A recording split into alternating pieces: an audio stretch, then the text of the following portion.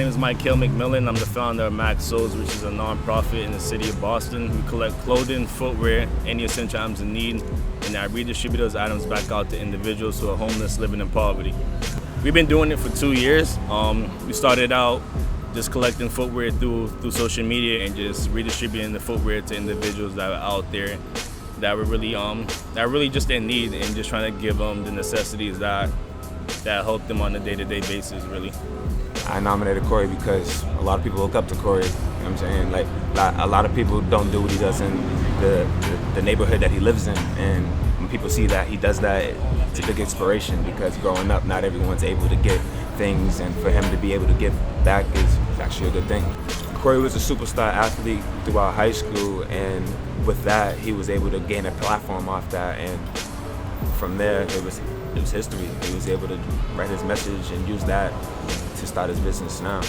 One of the things I enjoy the most about being the founder of Mack is the interactions I have with the youth, how much they want to donate, how much support I get from them.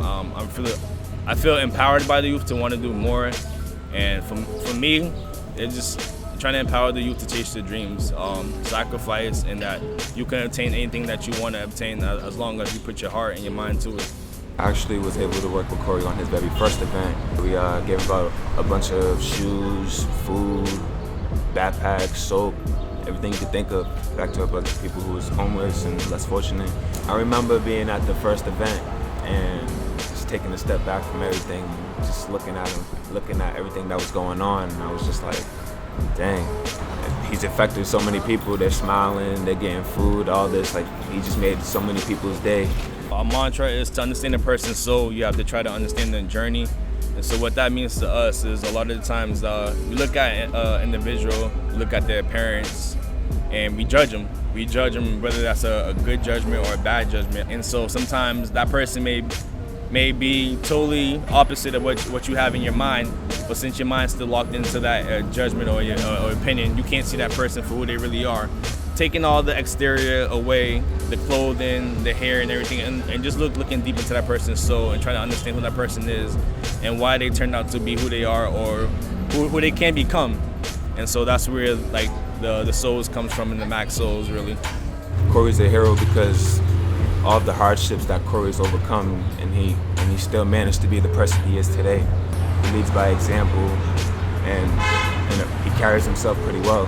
If there's more people like him to do things like this, he'll create a chain reaction, you know what I'm saying? So it'll take away more people doing bad things and putting good things into the city.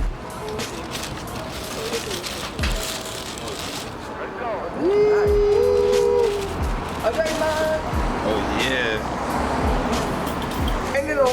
Very much appreciative. What does it mean for you personally for somebody to think you're a hero?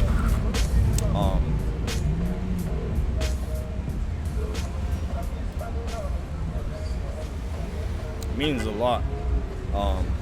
It means a lot. So I started the organization within my father's name, and his name is Mack, and so I really wanted to set out and create a change, and so to see it kind of come back full circle and start with me again and get nominated, it's really inspiring. It's a blessing.